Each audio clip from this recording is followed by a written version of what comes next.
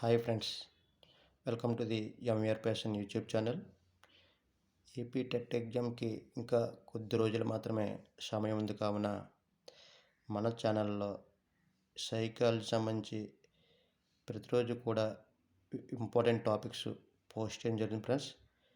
కాబట్టి మన ఛానల్లో పోస్ట్ చేసిన వీడియోలు మీరు ప్రతిరోజు కూడా చూసినట్లయితే తప్పకుండా ఏపీ టెట్లో మంచి స్కోర్ అయితే తప్పకుండా సాధించగలరు.